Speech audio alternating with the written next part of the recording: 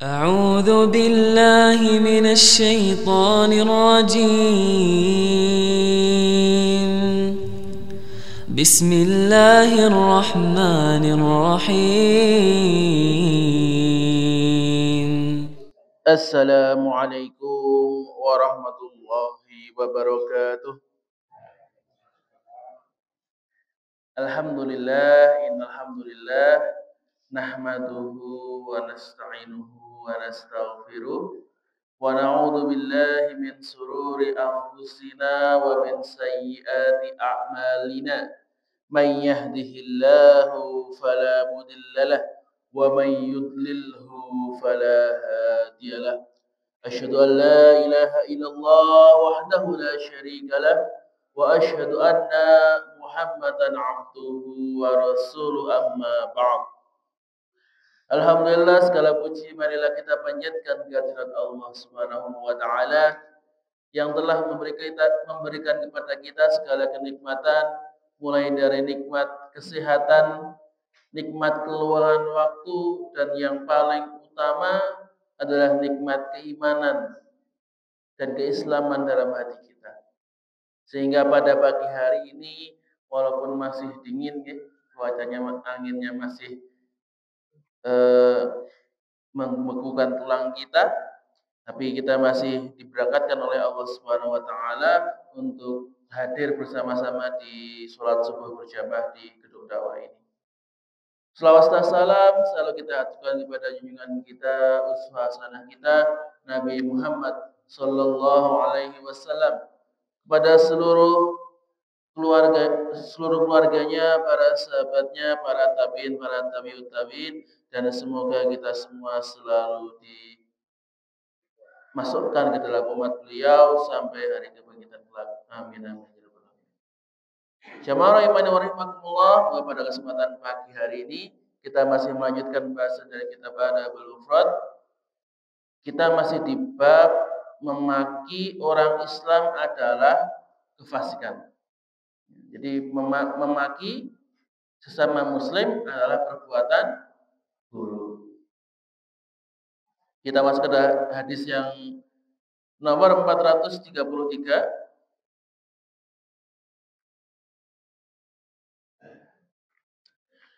Maka dari Abu Dzar radhiyallahu anhu bahwasanya Nabi sallallahu alaihi wasallam bersabda, barang siapa yang mengaku keturunan pada selain ayahnya, padahal ia tahu bahwa itu bukan ayahnya, maka ia telah kufur. Di barang siapa yang mengaku-ngaku ayah padahal bukan ayahnya, dia telah kufur.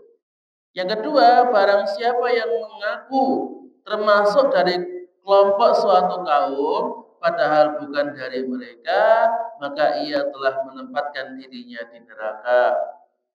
Dan barang siapa yang menyebut kafir atau musuh Allah padahal orang itu tidak demikian, maka ucapan itu akan kembali kepada dirinya. Hadis riwayat Bukhari, derajatnya sahih. Maka jamaah rahimani wa rahimakumullah, dalam penjelasan hadis ini Rasulullah menjelaskan kepada kita, memperingatkan kepada kita tentang 3 perkara yang harus dijauhi. Hanya ketika dilakukan, Rasulullah menyebutkan dia telah kufur atau diancam dengan neraka, menunjukkan betapa besarnya, betapa salahnya perbuatan tersebut.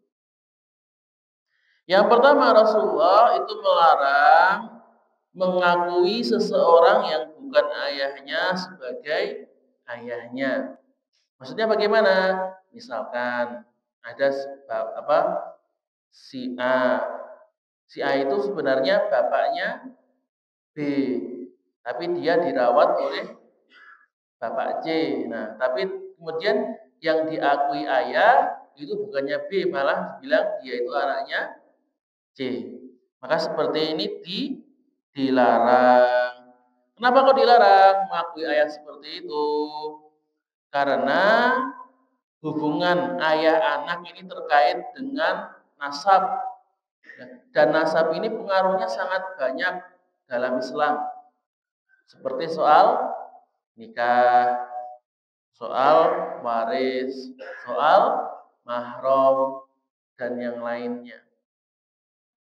Kalau sampai salah mengaku, kan nanti hukumnya jadi berbahaya. Misalkan kan kalau yang menikahkan kan harus wali, harus ayahnya. Ya, ternyata ayahnya itu bukan ayahnya, berarti otomatis nikahnya batal. Atau kalau dia memanggil ayah, berarti harus dapat waris, padahal kan tidak. Maka seorang anak itu harus menyandarkan dirinya kepada ayah kandungnya.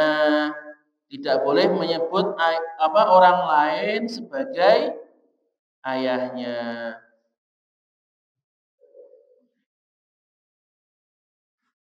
Maka ini juga menjadi dalil bahwa ketika kita punya anak angkat atau orang itu mengangkat seorang anak, itu tidak boleh menyembunyikan dari anaknya. Harus dikasih tahu, ya kamu itu anak angkat, ayahnya adalah orang lain. Kenapa? Karena nanti jadi rancu. Karena anak angkat itu bukan mahram. Nanti karena dianggap anak, nanti anak angkat boncengin ibunya, berduaan, betul bareng. Karena bukan mahram. Anak kan belum tahu. Nah, kalau misalnya masih kecil, bukan apa-apa. Misalnya karena kan kadang anak kecil kan ada sedikit perasaan gitu ya. Maksudnya ada sedikit rasa khawatir ya, rasa takut gitu. Tapi kalau misalnya sudah gede atau sudah balik, begitu balik itu harus segera diberi tahu. Karena tadi Pak, kalau nggak diberitahu nanti bahaya. Ini kan saudaranya melihat aurat saudara angkatnya kan dianggap saudara kandung, melihat tanpa kerudung dianggap biasa. Padahal kan nggak boleh, karena sebenarnya dia bukan mahram. Nanti akan terjadi banyak maksiat, banyak kesalahan. Ini juga Allah sendiri yang menekankan bahwa tidak boleh menyebut anak angkat sebagai anak kandung. Maka anak angkat Rasulullah, Zaid bin Haritsah, yang mantan budak, itu diangkat sebagai anak oleh Rasulullah. Maka kalau dulu dinamakan dengan Zaid bin Muhammad, karena kebiasaan orang Arab, kalau diangkat anak langsung disebut sebagai anak kandung. Nah, akhirnya ketika dilarang oleh Allah, maka dikembalikan yang namanya Zaid bin Muhammad balik jadi Zaid bin Haritsah. Kemudian yang kedua, tidak boleh mengaku bagian dari suatu kaum padahal dia bukan kaumnya. Maksudnya bagaimana? Nah, misalkan kan kita tahu bahwa misalnya ketika ada keturunan orang mulia, keturunan Nabi, keturunan ningrat, itu kan orang akan lebih memuliakannya ya. Kalau kita misalnya ketemu Habib, itu kan sikap kita itu lebih menghormati. Kita ketemu orang yang punya gelar R ya, Raden, Roro, itu kan wah ini keluarga ningrat, akan lebih dikagumi, lebih dihormati, dimuliakan.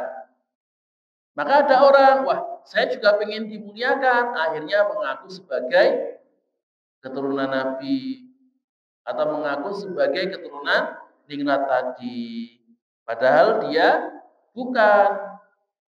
Maka orang seperti ini, kata Nabi, akan diancam dengan neraka. Ya, kalau kasus sekarang ini ya paling banyak orang-orang yang mengaku sebagai keturunan Nabi. Maka hati-hati. Kalau ketemu dengan orang yang, wah saya itu Habib, suruh buktikan, benar enggak? Coba sebutkan nasabnya dari keluar antum sampai Nabi punya nasabnya enggak? Kalau enggak punya, jangan mengaku. Karena kalau salah, ancamannya besar, Pak. Karena dia mengaku sebagai Habib, pengen dihormati, pengen dimuliakan, ternyata kok saat nasabnya keliru, kata Rasulullah, diancam dengan neraka. Kecuali kalau memang bisa membuktikan, wah saya memang keturunan Nabi, ini loh nasab saya. Dari ayah saya darinya, dari ibunya ini sampai ke Rasulullah. Maka kalau memang tidak bisa membuktikan, tidak usah menyebut diri sebagai keturunan Nabi. Kan disebut sebagai keturunan Nabi juga tidak berpengaruh terhadap amal ibadah kita. Para Habib itu tidak ada yang dijamin surga. Menjadi Habib tidak otomatis menjadi orang soleh.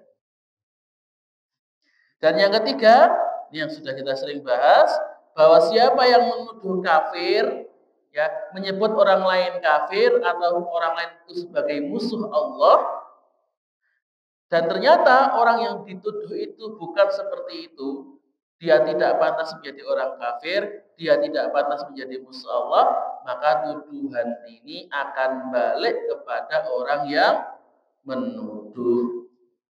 Maka jangan gampang-gampang mengkafirkan orang lain. Kemudian hadis nomor 434. Sulaiman bin Sa'd, salah seorang sahabat Nabi, ia berkata, jadi ada dua orang di dekat Nabi itu saling memaki dan salah seorang di antaranya sangat marah sampai berubah mimik mukanya. Jadi dua orang ini saling bertengkar, saking sudah keluar kata-kata jeleknya sampai mukanya itu merah semua saking marahnya. Maka Nabi lalu berkata jadi kan itu kan di dekat Nabi. Nabi berkata kepada sahabatnya yang lain yang duduk bersama Nabi, sungguhnya aku tahu ada kalimat yang apabila dibaca maka akan hilang murka orang itu. Nah, yaitu kalimat ta'awud, a'udzubillahi minasyaitonir rajim. Maka di sini Rasulullah mengajarkan apabila seseorang marah hendaklah segera membaca ta'awud untuk mengendalikan emosinya. Nah, kemudian salah seorang sahabat pergi ke orang yang bertengkar itu dan mengabarkan sabda Nabi tersebut. Jadi sahabat ini kan sudah dapat ilmu nih, ingin langsung dipraktekkan. Wah, ini saya dapat amalan dari Rasulullah untuk mengendalikan amarah. Wah, ini ada dua teman saya yang sedang bertengkar, maka ingin saya nasihati. Maka dia bilang kepada temannya, berlindunglah kepada Allah dari gangguan setan yang tertutup. Dibacakan ta'awud. Wahai sahabatku, ucapkanlah ta'awud. Maka orang yang bertengkar tadi berkata, apakah engkau melihat sesuatu yang tidak baik pada diriku? Apakah aku ini gila? Maka pergilah. Hadis riwayat Bukhari dan Muslim. Maka orang yang dibacakan ta'awud ini, kenapa kok marah? Karena ini salah satunya karena kebodohannya. Karena dulu orang itu mengira kalau dibaca ta'awud itu hanya untuk orang yang ruqyah. Kan kalau orang ruqyah bilangnya a'udzubillahi minasyaitonirrajim, semoga setannya pergi. Nah, dia malah mengira, loh, emang saya ada yang salah sama saya? Saya kelihatan kerasukan jin kok gitu. Kenapa kau mau dibacakan ta'awud? Padahal kan maksud orang yang menasihati, kamu itu sedang marah, biar enggak marah, baca ta'awud. Ini juga menunjukkan bagaimana kadang-kadang orang yang marah itu kalau sudah emosinya naik, emosinya hilang kendali, itu bisa kehilangan akal sehat. Ini dinasehati baik-baik malah nyolot. Dan ini wajar sifat manusia. Maka bagi kita kalau misalnya memang sedang marah, jangan sampai kita dikuasai emosi kita. Jangan sampai emosi kita itu benar-benar hilang kendali sehingga kita melakukan hal-hal yang tidak layak untuk dilakukan. Apalagi sampai kalau di berita-berita sekarang ya, karena emosi sampai membunuh orang-orang yang disayanginya. Ada anak membunuh orang tuanya, orang tua membunuh anaknya, anak membunuh saudaranya, hanya karena kehilangan emosi. Bahkan marahnya hanya karena hal-hal yang sepele. Tidak dibelikan motor, tersinggung, langsung hajar. Ada orang tua, anaknya nggak mau nurut, ngeyel terus, dihajar. Karena orang tidak dapat mengendalikan emosinya. Maka kalau kita merasa marah, untuk menjaga emosi kita, hendaklah segera mengucapkan ta'awudz. Ada orang yang bikin kita jengkel, langsung A'udzubillahi yang insya Allah dengan perkataan ini itu bisa menghilangkan atau meredakan amarah kita. Ya, karena kata Rasulullah, salah satu amalan yang paling utama adalah menahan amarah. Menahan amarah kita jangan sampai dilampiaskan. Kemudian kita masuk ke hadis nomor 435. Dari Abdullah bin Mas'ud, ia berkata, tidaklah di antara orang-orang Islam kecuali ada penutup aib-aibnya dari Allah. Jadi Allah itu menjadikan di antara kita itu penutup yang menyembunyikan aib-aib dan keburukan kita sehingga tidak dilihat orang lain. Sehingga orang itu mau berhubungan baik dengan kita. Ya. Karena Imam Abu Hanifah pernah mengatakan, kalau seandainya kalian itu melihat keburukan-keburukan saya, jangankan kalian mau mendengarkan kajianku, kalian tidak akan sudi untuk duduk bersamaku. Ini Imam Abu Hanifah loh. Apalagi kita yang bukan siapa yang keburukannya itu jauh lebih banyak. Kalau kemaksiatan kita itu dilihatkan semuanya, aib kita itu dinampakkan semuanya, maka tidak ada orang yang mau bergaul dengan kita. Itulah kenapa, karena Allah sayang sama kita, Allah tutup aib-aib kita, sehingga orang itu mau berhubungan dengan kita. Kita bisa menjalankan hubungan yang baik dengan mereka. Tapi Rasulullah melanjutkan, Abdullah melanjutkan, apabila seorang berkata kepada temannya kalimat hinaan, maka ia telah merusak penutup Allah. Maka kalau ada orang yang menghina orang lain, berarti dia menyebutkan keburukannya, maka dia telah merusak pelindung yang Allah buat. Karena dari keburukannya yang sebelumnya tersembunyi, ia nampakkan sehingga terlihat oleh orang lain. Jadi ini menunjukkan bahwa orang yang menghina itu melanggar apa yang Allah lindungi, mengeluarkan apa yang Allah sembunyikan. Ini kan termasuk perbuatan yang dosa besar. Karena itu hendaklah kita selalu berpikir sebelum mengucapkan sesuatu, sebelum bilang apapun, kita pikirkan dulu apakah perkataan tersebut itu menyakitkan atau tidak.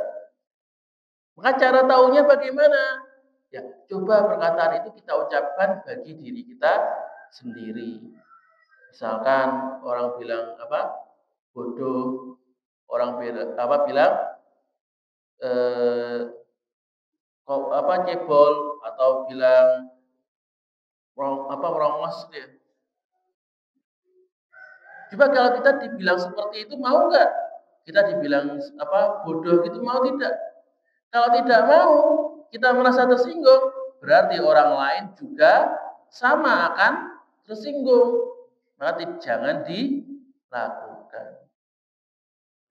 Itu buat tes apakah suatu panggilan, suatu ucapan itu menyakitkan atau tidak. Kemudian Abdullah menutup dengan mengatakan, dan apabila seorang di antara keduanya mengatakan kafir pada yang lain, maka telah kafir di antara keduanya itu. Hadis riwayat Bukhari di Adabul Mufrad, derajatnya dhaif.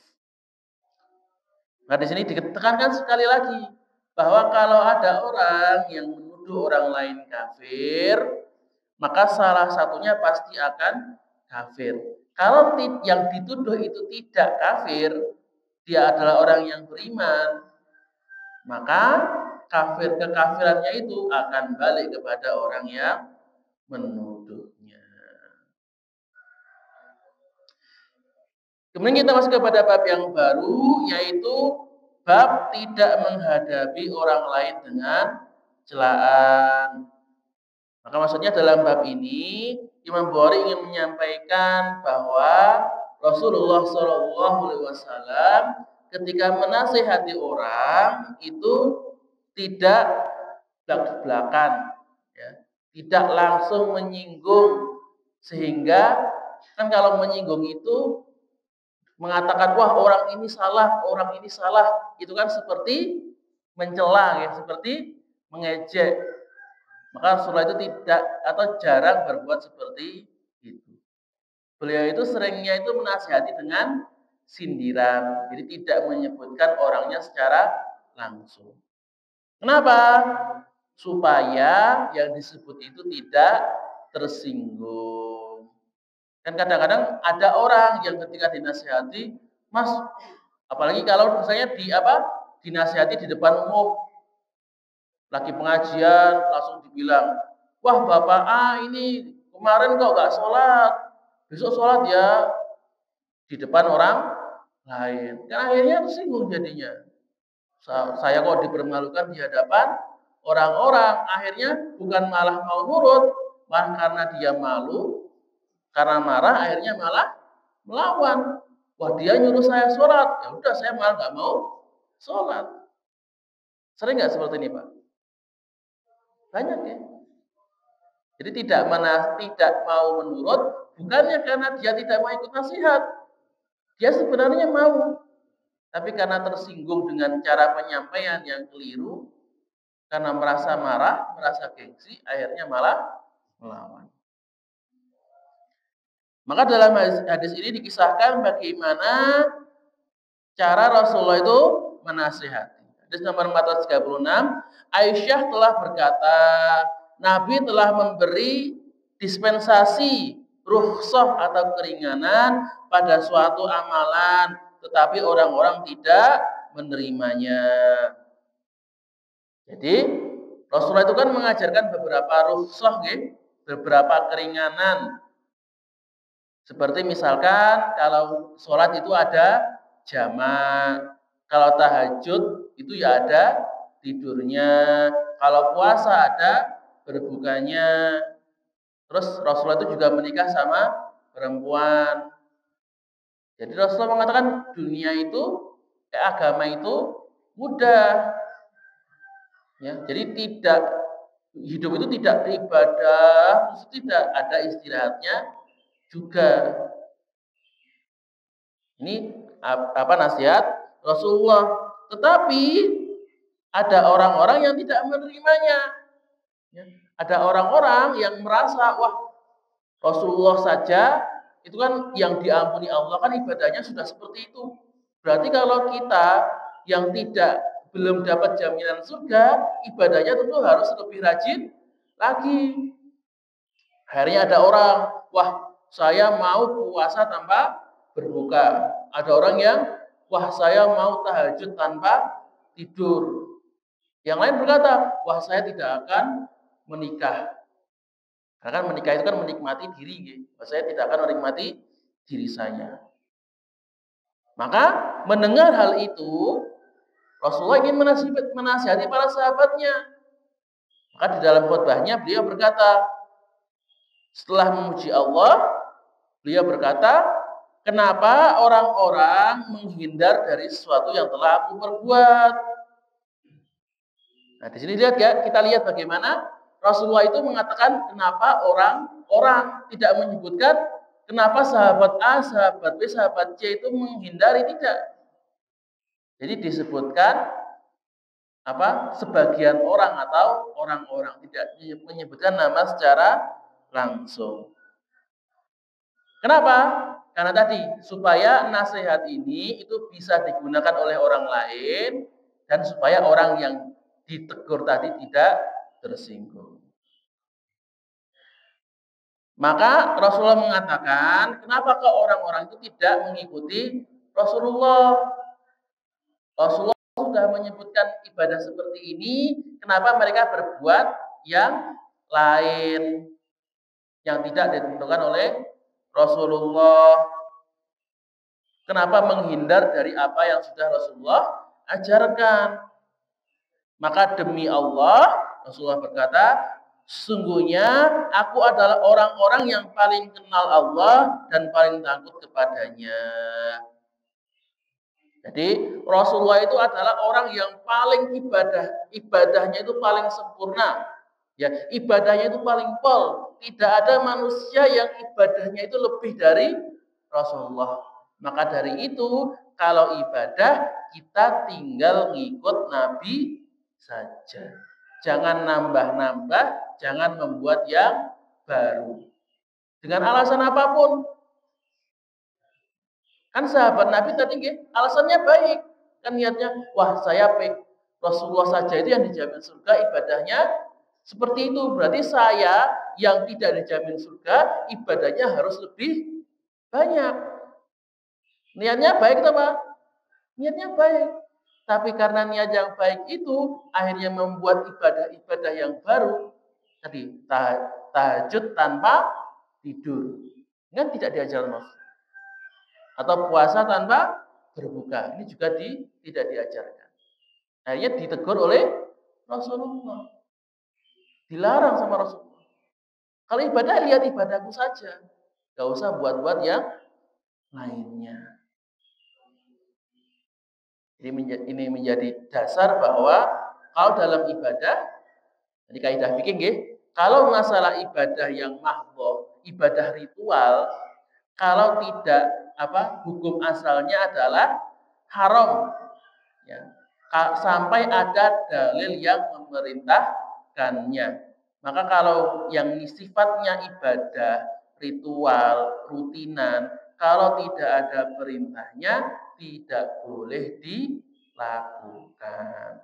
Ini hadis riwayat Bukhari dan Muslim, derajatnya sahih. Kemudian hadis nomor 437, masih di bab yang sama. Maka dari Anas ia berkata, Nabi itu jarang berbicara atau menegur orang lain dengan sesuatu yang dibenci. Jadi maksudnya beliau itu jarang menegur orang secara langsung. Ya, menyebut orang secara langsung yang mungkin membuat orang itu membencinya. Karena tadi kadang-kadang ada orang kalau ditegur secara langsung itu malah tersinggung. Nah, contohnya suatu hari masuklah kepada beliau seorang yang nampak pucat. Maksudnya dia itu memakai pakaian-pakaian yang agak warnanya pucat, di mana pakaian ini itu menyerupai pakaian perempuan, dan dalam Islam ini itu dilarang.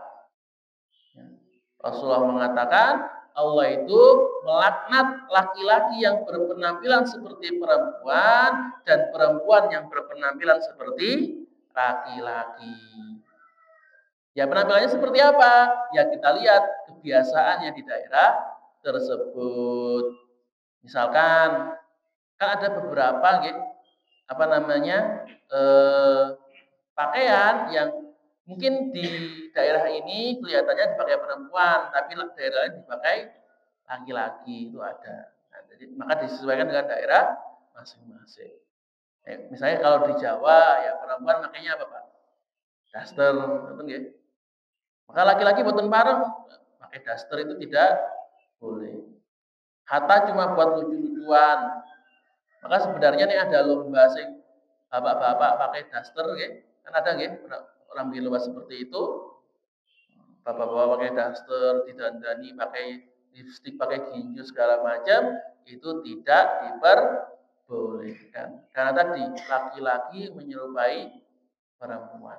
Walaupun hanya untuk lucu-lucuan, walaupun hanya untuk bercanda, itu tidak boleh.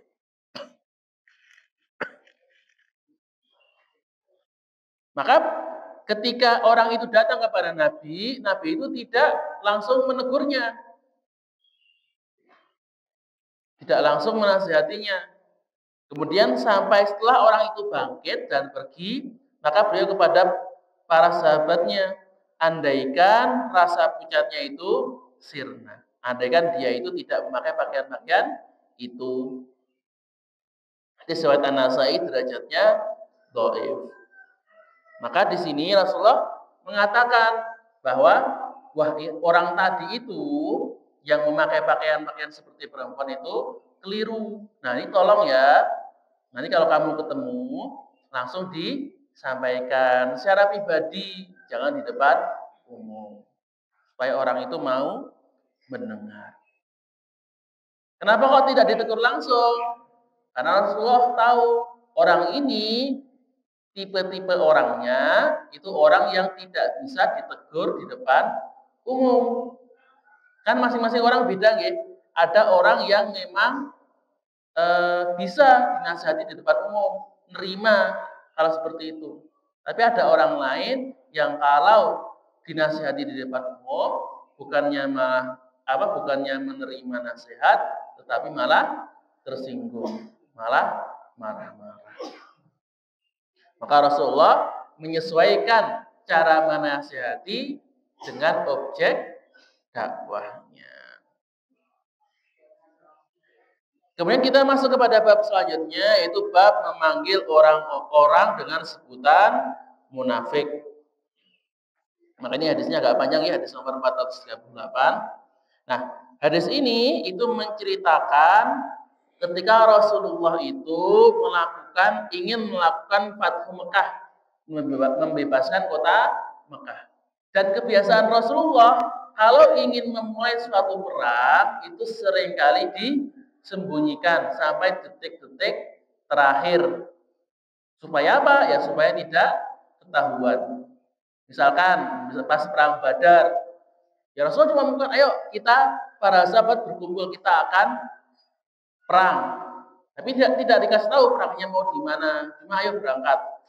Nah, setelah berangkat baru dikasih tahu, oh ini kita mau ke Badar. Kecuali beberapa perang yang memang tidak bisa disembunyikan. Maka kalau Fathu Mekah ini Rasulullah itu membuat rencana itu secara rahasia supaya tidak bocor kepada orang-orang Quraisy. Maka ada salah seorang sahabat namanya Habib bin Abi Balta'ah. Nah, Habib ini mengirimkan surat yang membocorkan Fathu Mekah tersebut, ingin memperingatkan orang-orang Quraisy lewat surat, dan suratnya ini dikirim lewat seorang wanita.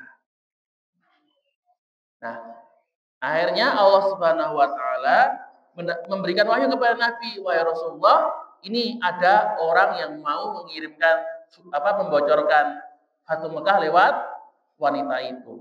Akhirnya Rasulullah mengutus dua sahabat yang paling jago berkuda, yaitu Ali bin Abi Thalib dan Zubair bin Awam. Nah, di sini baru dimulai hadisnya. Maka Ali berkata, Nabi mengutus aku dan Zubair bin Awam, dan kami berdua menunggang kuda. Beliau berkata kepada kami, berangkatlah kalian hingga kalian sampai pada taman ini dan itu. Jadi dikasih tempatnya secara jelas. Di sana ada wanita yang memiliki kitab atau surat, maksudnya surat bocoran tadi. Ia menjual kayu bakar kepada orang-orang musyrik, bawalah ia kemari. Jadi wanita itu yang tadi membawa surat dari Hatib tadi, disuruh dicari, kemudian dibawa sama Rasul. Kami mendatanginya, wanita itu sedang mengendarai untanya sebagaimana yang diceritakan Nabi. Maka kami bertanya kepada wanita tersebut, adakah engkau memiliki surat? Maka ia menjawab, aku tidak memiliki surat. Akhirnya kami menggeledah pada dirinya dan untanya. Jadi digeledah barang-barangnya dan digeledah di untanya, barang bawaannya. Ada tidak? Nah, kemudian temanku si Zubair itu berkata, aku tidak melihatnya. Wah, suratnya tidak ketemu. Maka Ali berkata, tidak mungkin Nabi berbohong. Berarti ini Nabi mesti benar, suratnya pasti ada. Akhirnya berkata kepada si wanita, demi jiwaku yang berada di tangannya, aku akan menelanjangimu. Maksudnya Ali itu mengancam kepada wanita tersebut, kalau kamu mau tidak jujur, kalau kamu tetap bohong, tidak mau menyerahkan suratnya, tak lepaskan bajunya. Karena kan zaman itu ya kalau dilepas baju merupakan kan kehormatan yang tinggi kalau baju itu nggih. Kalau dilepas bajunya kan penghinaan yang luar biasa. Akhirnya wanita itu meraba pantatnya yang memakai pakaian dari bulu lalu mengeluarkan sesuratnya. Jadi suratnya dikeluarkan dari dalam bajunya. Kan karena para sahabat kan hanya menggeledah bagian luar, tidak sampai buka-buka bagian dalam. Akhirnya kami lalu mendatangi Nabi. Jadi Ali dan Zubair itu lapor sama Nabi. Ini Rasulullah, wanitanya, suratnya sudah ketemu. Setelah dicek, ternyata suratnya yang mengirim adalah Habib bin Abi Baltaah tadi. Maka Umar lalu berkata, Umar bin Khattab, dia, Habib ini yang menyurati orang-orang musyrik ini telah mengkhianati Allah, mengkhianati Rasul dan orang-orang mukmin. Maka biarkanlah aku memenggal lehernya. Maka Umar itu melihat kok sahabat ini mengirimkan surat kepada orang-orang musyrik, langsung marah. Wahai Rasulullah, ini orangnya kayaknya udah jadi orang munafik. Ya, sudah jadi orang-orang yang khianat. Maka akan saya hukum. Tapi karena Rasulullah itu sangat bijak, tidak langsung dihukum. Dipanggillah Habib. Ditanya, Mas Habib, kenapa kok mengirim surat seperti itu? Kenapa kok surat ini? Apa Anda memperingatkan orang-orang Quraisy tentang ekspedisi Fathul Makkah ini? Maka Habib berkata, wahai Rasulullah, saya itu melakukannya bukan karena saya benci Islam, bukan karena saya keluar dari Islam, bukan. Saya melakukannya karena di Mekah saya itu ada keluarga, ada harta, dan saya itu bukan orang Quraisy. Kalau sahabat lain ada keluarga di Mekah karena mereka orang-orang Quraisy, maka akan dilindungi. Tapi kalau keluarga saya, kalau misalnya orang Muslim menyerang Mekah, maka keluarga saya nanti bisa jadi akan disakiti oleh orang Quraisy yang sakit hati. Akhirnya saya itu mengirim surat supaya mereka itu hutang budi supaya bisa menjaga keluarga saya. Maka Nabi berkata, "Sodaqta ya, kamu benar." Kemudian akhirnya Rasulullah berkata kepada Umar, "Wahai Umar, kenapa kok mau dipenggal si Habib ini?" Maka Umar menjawab, "Karena saya beriman kepada Allah dan saya punya kekuasaan di kalangan orang-orang." Maka beliau menjawab, "Wahai Umar, perbuatlah yang benar. Bukankah si Habib ini ikut perang Badar?" Dan Allah berkata, Allah telah melihat keadaan mereka, orang-orang yang ikut perang Badar, dan ia berfirman, lakukanlah apa yang hendak kalian lakukan, surga telah dipastikan menjadi balasan kalian. Maka Rasulullah mengingatkan sama Umar, ini jangan mudah memanggil orang munafik. Kan tadi Umar mengatakan bahwa Habib ini sudah jadi munafik. Padahal Habib ini adalah orang-orang dari Ahlu Badar yang dulu pernah ikut perang Badar. Dan orang yang ikut perang Badar itu 314 orang minus yang syahid itu sudah dijamin masuk surga. Allah sendiri yang mengatakan, silahkan berbuat sesukanya, kalian pasti akan masuk surga. Akhirnya setelah dinasihati Rasulullah, maka Umar itu berlinang air mata dan menyesalinya. Saya berkata, Allah dan Rasulnya itu lebih mengetahui. Maka setelah dinasihati Rasulullah, itu Umar langsung menangis, menyesal dan memohon maaf.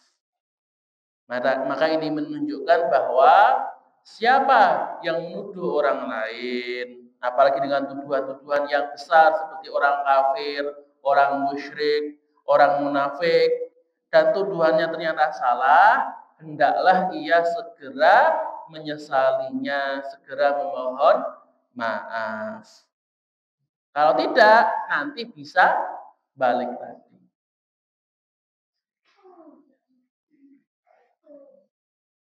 Kemudian kita masuk kepada bab yang baru, yaitu bab orang yang memanggil saudaranya, wahai orang kafir. Hadis nomor 439 dari Abdullah bin Umar, bahwasanya Rasulullah SAW bersabda, siapa saja orang yang mengatakan kepada saudaranya dengan sebutan kafir, maka sungguh telah terkena salah satu di antara keduanya. Hadis riwayat Al-Baihaqi dan Ibnu Hibban, derajatnya sahih. Maka dalam hadis ini, di bab ini menekankan kembali bahwa jangan mudah menuduh orang lain kafir. Mengatakan, wah kamu kafir, kamu musyrik, itu jangan gampang-gampang. Kenapa? Karena kafir ini itu status yang sangat besar dan memiliki dampak yang sangat signifikan bagi kehidupan dunia maupun akhiratnya. Di dunia ini, antara orang Islam dan orang kafir itu perlakuannya sangat berbeda. Orang Islam ada zakat, wajib beribadah. Orang kafir harus bayar jizyah. Jadi kan perlakuannya itu berbeda. Apalagi nanti di akhirat. Orang Islam di akhirat masuk surga. Orang kafir di akhirat masuk neraka. Jadi ini kan panggilan kafir itu konsekuensinya sangat besar. Maka Rasulullah itu menyuruh kita jangan bermudah-mudah untuk memvonis orang lain kafir. Karena konsekuensinya yang besar tadi. Maka ketika ada orang yang menuduh kafir, maka hukuman kafir itu akan terkena kepada salah satunya. Kalau yang dituduh itu ternyata tidak kafir, maka tadi akan balik lagi kepada orang yang menuduh, kecuali kalau dia minta maaf, seperti yang dicontohkan Umar. Kan Umar bin Khattab tadi, dia itu menuduh munafik. Tapi ketika tahu dia salah, langsung menyesal, langsung memohon maaf. Insya Allah kalau seperti itu akan dimaafkan. Tapi kalau tidak mau minta maaf, tetap ngotot memanggil orang lain kafir, maka kalau ternyata yang dituduh itu tidak kafir, akan balik kepada yang menuduh. Namun di dalam Islam, itu memang ada orang yang boleh dipanggil dengan panggilan kafir. Misalkan, dia orang ahlu kitab, orang Nasrani, orang Yahudi. Itu kafir betul, Pak? Orang Yahudi Nasrani kafir betul? Kafir. Nah, ya al-bayyinah nggih. Innal ladzina kafaru min ahlil kitabi wal musyrikin. Bahwa orang-orang musyrik dan ahli kitab itu adalah orang-orang kafir. Maka kita memanggil orang Nasrani orang kafir, ya boleh. Karena memang dia kafir. Orang Yahudi orang kafir. Orang musyrik yang benar-benar musyrik ya, itu juga kafir. Yang harus hati-hati, ya harus benar-benar perhitungan ketika kita menvonis orang Islam sebagai orang kafir atau orang murtad. Maka ini syaratnya sangat berat. Kan dalam Islam kita tahu gimana? Kalau dalam Islam, dalam negara yang dilandaskan syariat Islam, kalau orang murtad itu hukumannya mati, Pak. Orang yang keluar dari agama Islam, terang-terangan keluar dari agama Islam, hukumannya mati. Maka benar-benar harus diteliti. Maka kita itu boleh memvonis orang sebagai kafir, syaratnya dua. Yang pertama, ada perkataan dan perbuatan yang jelas kekufurannya. Misalkan apa? Dia sujud sama pohon. Jelas itu kufurnya. Dia kemudian ada orang yang tadi ngasih sesajen.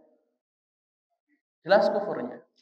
Ada orang yang sholat, berdoa, memohon kepada kuburan. Jadi memohonnya itu dia itu minta kepada ahli kuburnya. Wahai ahli kubur, tolong beri saya. Nah, itu.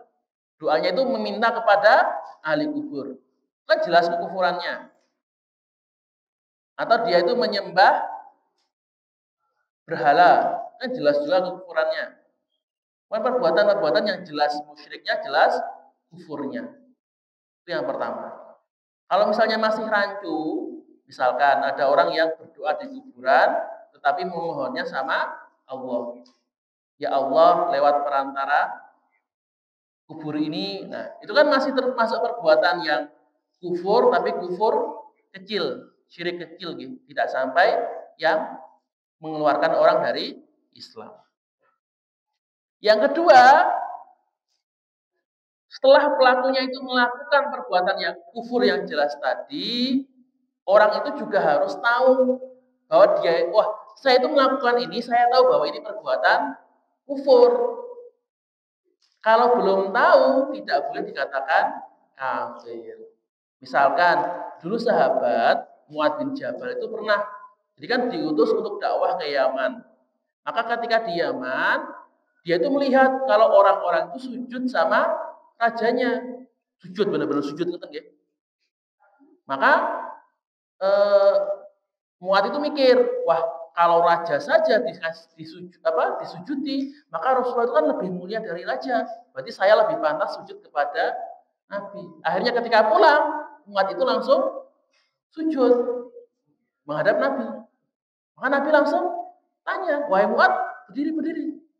Kenapa kok kamu sujud sama saya? Maka Mu'adz cerita, ya Rasulullah, saya lihat di Yaman itu orang-orang sujud sama rajanya, maka saya tiru. Nah, di sini kan Mu'adz belum tahu ya, masih tidak ada ilmunya.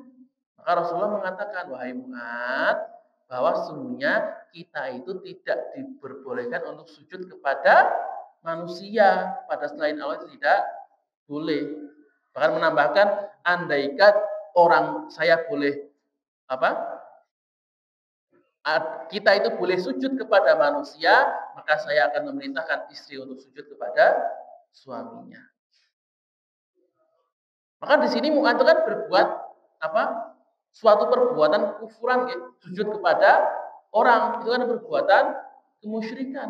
Tapi karena dia itu belum tahu, dia belum paham, maka dimaafkan, tidak dikatakan sebagai orang kafir.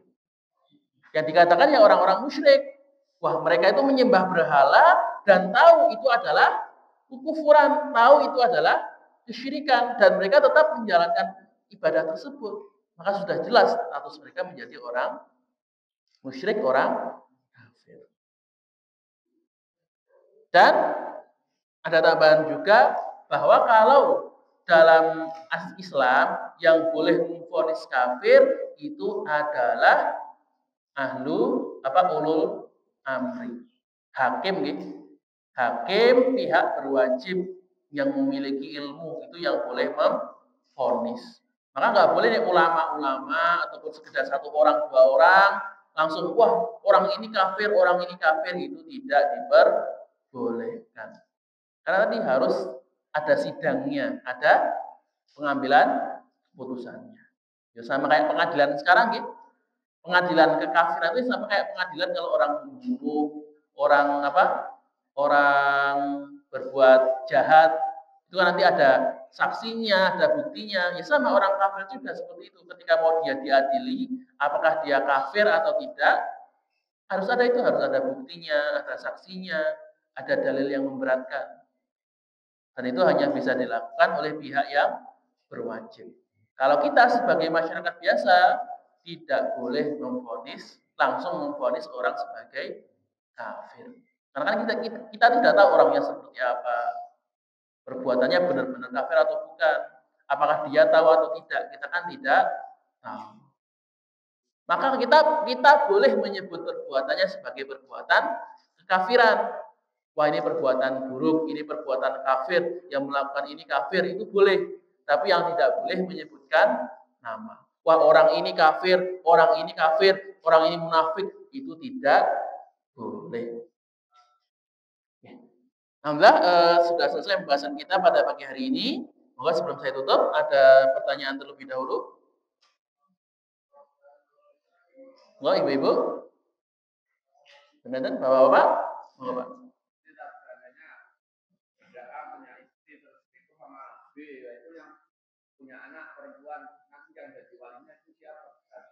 Nah ini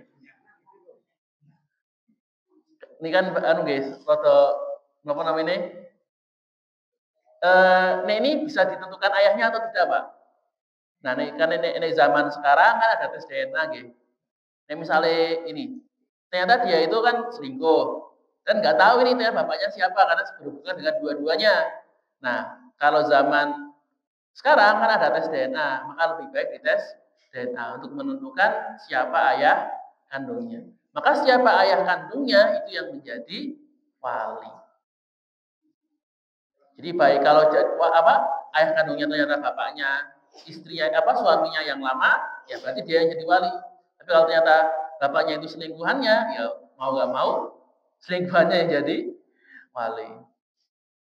Inilah juga kenapa kok dalam Islam itu tidak diperbolehkan poliandri atau suami lebih dari lebih dari satu, mohon maaf. Kenapa? Karena tadi jadi nasabnya jadi bingung. Kalau zaman sekarang kan mungkin ada tes DNA. Kan kalau zaman dulu kan tidak ada tes DNA, gimana cara membuktikannya? Kan tidak bisa. Maka daripada nasabnya kan jadi akhirnya bingung. Ini anaknya siapa? Kan jadi bingung kan? Nanti walinya yang menikahkan siapa? Warisannya dapat dari siapa? Kan jadi membingungkan.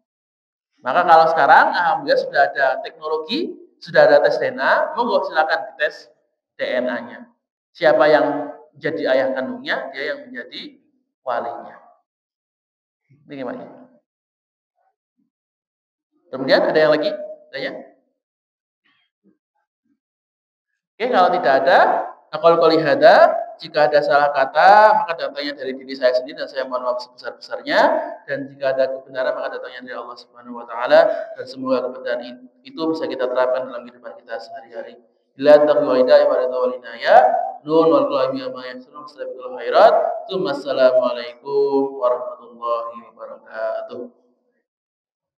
سبحان ربك رب العزة عما يصفون وسلام على المرسلين والحمد لله رب العالمين صدق الله العظيم.